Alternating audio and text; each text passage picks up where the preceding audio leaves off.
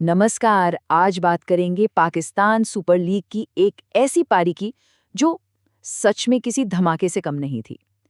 चलिए देखते हैं कि ये जबरदस्त परफॉर्मेंस कैसी थी। तो एक परफेक्ट टी20 की शुरुआत दिखती कैसी है। देखिए, पेशावर ज़ल्मी के खिलाफ रावलपिंडी की इसकी पारी ये पहले ओवर से ही ताबड़तोड़ बल्लेबाजी का एक बेहतरीन नमूना थी। तो हमला शुरू हुआ बिल्कुल पहले ओवर से ही और सलामी बल्लेबाज यासिर खान ने आते ही अपने इरादे एकदम साफ कर दिए। उन्होंने मैच का टोन सेट कर दिया। ये देखिए, पहले ही ओवर में यासिर खान को एक शॉर्ट बॉल मिली और उन्होंने उसे सीधा स्टैंड्स में भेज दिया। मैच का पहला छक्का। और बात यही नहीं रुकी, इसके ठीक बाद एक और जोरदार चौका। मतलब उन्होंने बता दिया था कि आज वो किसी और ही मूड में हैं। और ये तो बस एक शुरुआत थी, है ना। जल्द ही दोनों ओपनर्स खान और रिजवान ने मिलकर गेंदबाजों पर पूरी तरह से दबाव बनाना शुरू कर दिया। आप अंदाजा लगाइए, सिर्फ 4.1 ओवर में 50 रन की पार्टनरशिप हो चुकी थी। इतनी तेज शुरुआत के बाद तो गेंदबाजों का प्रेशर में आना लाजमी था। अब इस पार्टनरशिप में एक खिलाड़ी ऐसा था, यासिर खान, जिसने मैच को पूरी तरह से अपने कंट्रोल में ले लिया था। उनका डोमिनेंस देखिए, मैच का पहला छक्का मारा, टीम को 50 तक पहुंचाया और फिर एक और जबरदस्त छक्के के साथ अपनी 50 पूरी की। खराब गेंद को तो बिल्कुल नहीं बख्शा।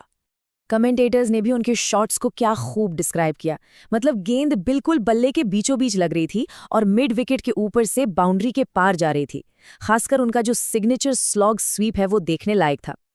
और जब आप गेंदबाजों पर इस तरह का प्रेशर बनाए रखते हैं तो क्या होता है? नतीजा ये हुआ कि सिर्फ 10वें ओवर में ही 100 रन की पार्टनरशिप भी पूरी हो गई। उन्होंने स्पिनर माइकल ब्रैसवेल पर तो खास तौर पर हमला बोला। पहले शॉर्ट बॉल पर चौका, फिर काउ कॉर्नर के ऊपर से छक्का और फिर डीप कवर के ऊपर से एक और छक्का।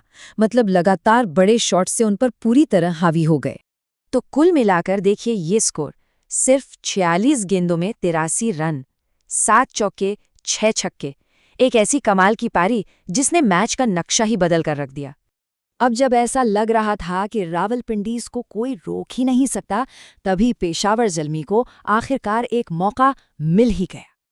और ये ब्रेक थ्रू मिला उन्हें 12वें ओवर में, जब ये जबरदस्त ओपनिंग पार्टनरशिप आखिरकार टूटी। विकेट गिरा मोहम्मद रिजवान का, जो एक अच्छी पारी खेलने के बाद लॉन्ग ऑन पर कैच आउट हो गए। लेकिन अगर पेशावर ज़ल्मी ये सोच रही थीं कि अब रन रेट थोड़ा कम होगा, तो अगले बल्लेबाज कामरान गुलाम ने आते ही उनकी सारी उम्मीदों पर पानी फेर दिया। मतलब उन्होंने कोई वक्त ही नहीं लिया, आते ही पहली गेंद और चौका। साफ था कि मोमेंटम को बिल्कुल भी कम नहीं होने देना है। और इसके बाद तो गुलाम ने अपना ही शो शुरू कर दिया। क्रीज में डीप जाकर एक छक्का, फिर शॉर्ट बॉल को पुल करके दूसरा और फिर लेंथ बॉल पर तीसरा। सिर्फ 20 गेंदों में 37 रन की एक तूफानी पारी खेली उन्होंने।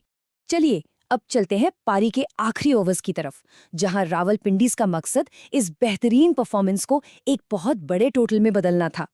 और उन्होंने ये कर भी दिखाया। आखिरी ओवर में एक चौके के साथ टीम का स्कोर 200 के पार पहुंच गया। ये एक बहुत बड़ा साइकोलॉजिकल माइलस्टोन होता है।